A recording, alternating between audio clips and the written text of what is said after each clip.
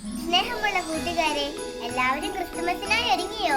Christmas നമുക്ക് സന്തോഷത്തിന്റെയും ആനന്ദത്തിന്റെയും പ്രത്യാശയുടെയും ഒരു ദിനമാണ്.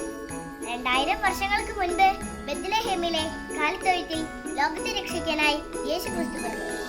മാലാഖമാർ ആനന്ദത്തോടെ ദൈവത്തെ സ്തുതിച്ചു പാടി. അത്യുന്നതങ്ങളിൽ ദൈവത്തിന് സ്തുതി, ഭൂമിയിൽ ദൈവകൃപ ലഭിച്ചവർക്ക് സമാധാനം. പാവപ്പെട്ടവരായ ആട്ടിടമാരെയാണ് ഈ സന്തോഷ വാർത്ത ആദ്യം അറിയിച്ചത്. വിശുദ്ധ മത്തായിയുടെ സുവിശേഷം 2-ാം അധ്യായം 11-ാം വാക്യത്തിൽ പറയുന്നു, അവർ ഭവനത്തിൽ പ്രവേശിച്ച് ശിശുവിനെ അമ്മയായ മറിയത്തോട് കാണുകയും അവനെ കുമ്പിട്ട് ആരാധിക്കുകയും ചെയ്യും. നിക്ഷേപ പാത്രങ്ങൾ തുറന്ന് ഉന്നും മിറയും കുന്തിരിക്കവും കാഴ്ച സമർപ്പിച്ചു. ജ്ഞാനികൾ കാഴ്ച സമർപ്പിച്ച ഒരു അമൂല്യ സുഗന്ധ തൈലമായിരുന്നു മീറ. ക്രിസ്തുവിന് 3000 വർഷങ്ങൾക്ക് മുൻപ് പുരാതന ഈജിപ്തുകാർ വലിയ അളവിൽ മീറ ഉപയോഗിച്ചിരുന്നു.